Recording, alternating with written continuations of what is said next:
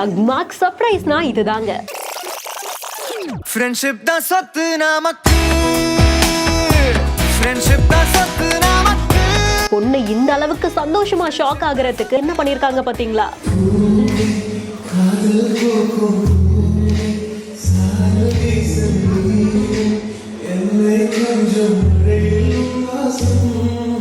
Special டேல special பீப்புள்னால இப்படி ஒரு சந்தோஷம் கிடைக்கிறதுக்கே கொடுத்து வச்சிருக்கணும்ல.